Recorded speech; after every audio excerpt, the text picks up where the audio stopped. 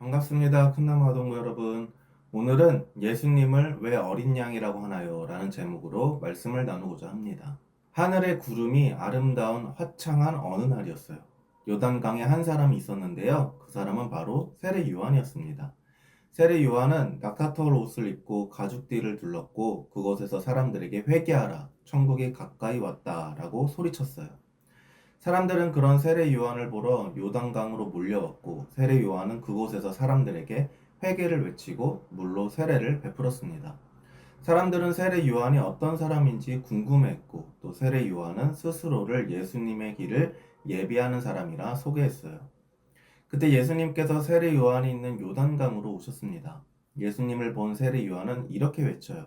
보라, 세상 죄를 지고 가는 하나님의 어린 양이로다. 그리고 이전에 말했던 자신보다 뒤에 오시지만 자신보다 먼저 계셨던 분이 바로 이 사람이라고 말합니다.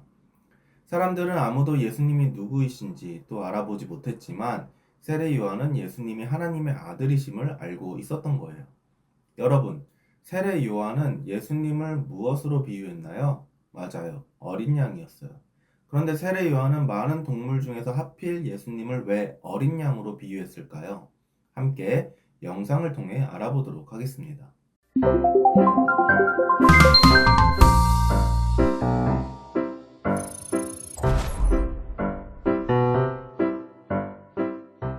아빠, 뭐 하는 거예요? 하나님께서 문설주에 어린 양의 피를 바르라고 하셨단다. 그러면 죽음이 우리를 넘어간다고 하셨어. 그런데 뭘 바르는 거예요? 어린 양의 피란다. 어린 양? 애굽에 하나님의 재앙이 내리고 죽음이 애굽을 뒤덮었습니다. 처음 태어난 모든 것이 죽을 때 하나님의 명령에 순종하여 문설주에 어린 양의 피를 바른 이스라엘 백성의 집은 죽음이 넘어갔습니다. 하나님께서는 이스라엘 백성들에게 율법을 주셔서 그들이 하나님의 법을 지키며 거룩하게 구별되어 하나님과 동행하며 살게 하셨습니다. 하지만 율법을 지키지 못하고 죄를 지으면 그 대가를 죽음으로 치러야 했습니다. 하지만 자신의 죄를 어린 양에게 옮기고 그 어린 양을 죽여 번제를 드리면 하나님께서 번제를 드린 사람의 죄를 용서해 주셨습니다. 그러나 그것만으로는 죄가 완전히 없어지지 않았습니다. 어린 양의 희생과 피가 사람들의 양심과 마음을 깨끗하게 하지 못했기 때문입니다. 그래서 하나님께서는 사람들의 양심과 영혼까지 깨끗하게 할 완전한 제물이 될 어린 양을 보내주셨습니다. 그 어린 양은 바로 예수님입니다. 예수님께서는 인간의 모든 죄를 가져가시고 인간의 죄를 대신하여 십자가에 죽으심으로 우리의 모든 죄를 해결하셨습니다. 문설주에 어린 양의 피를 바른 집을 죽음이 넘어갔듯이 자신의 죄를 대신해 어린 양을 죽여 번제로 드리고 자신이 지은 죄를 용서받았듯이 우리는 우리를 대신하여 죽으신 예수님으로 말미암아 죄의 문제를 해결하고 양심과 영혼이 깨끗하게 되어 새롭게 하나님의 자녀로 살 수 있게 되었습니다.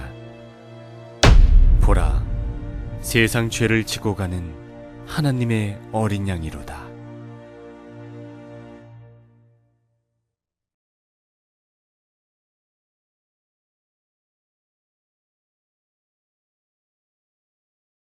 여러분 영상 잘 보았나요? 성경에서 어린 양은 그냥 평범한 동물이 아니라 아주 중요한 의미를 가진 상징이었습니다. 먼저 출애굽기에서 이스라엘 백성이 애굽에서 노예로 살다가 떠나던 때에 하나님께서는 애굽에 몇 가지 재앙을 내리시면서 말씀하셨어요.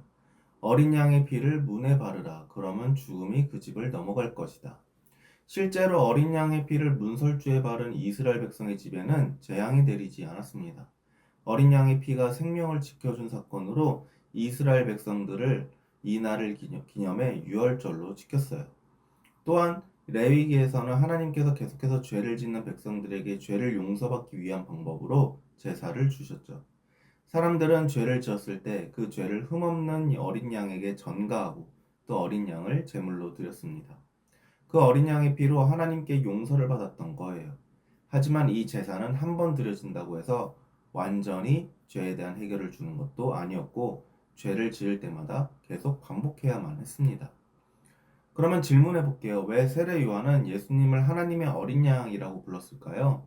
바로 예수님께서 우리의 모든 죄를 짊어지고 단 한 번 십자가에서 피 흘려 죽으심으로 완전하게 우리를 죄에서 구원하셨기 때문입니다. 그래서 세례 요한은 예수님을 향해 이렇게 외쳤던 거예요. 오늘 말씀이에요. 그날 요한이 예수께서 자기에게 나오심을 보고 이르되 보라 세상 죄를 지고 가는 하나님의 어린 양이로다.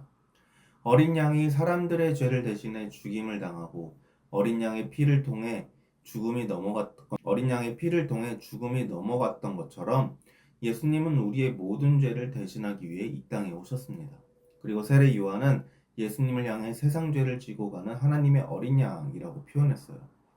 예수님은 죄가 전혀 없으신 분이셨지만 우리를 대신해서 십자가에서 피 흘리며 희생당하신 참된 어린 양이셨어요.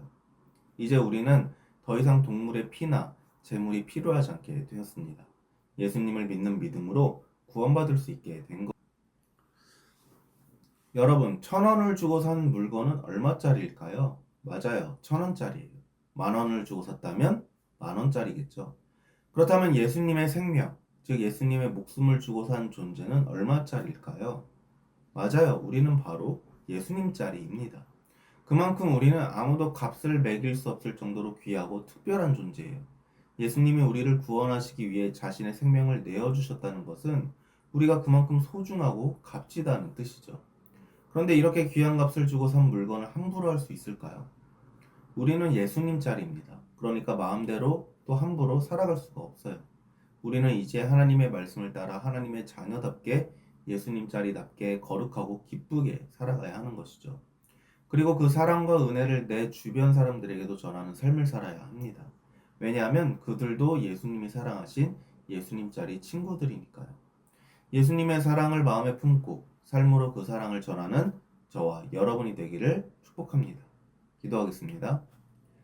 하나님 감사합니다. 오늘 말씀을 통해 저희는 예수님짜리라는 것을 알게 되었습니다. 하나님께 얼마나 소중한 존재인지 하나님은 십자가에서 아들을 죽임으로 확증해 주셨습니다. 이집트의 마지막 재앙 때 양의 피를 바른 집은 넘어가신 것처럼 오늘날 예수님을 믿고 하나님의 자녀된 이들은 구원을 받습니다. 그 사실을 기억하여 삶에서 예수님을 붙잡는 믿음으로 살아가게 하시고 하나님께 받은 은혜에 늘 감사하는 신앙인이 되게 해주시옵소서. 함께 하심에 감사드리며 예수님의 이름으로 기도합니다.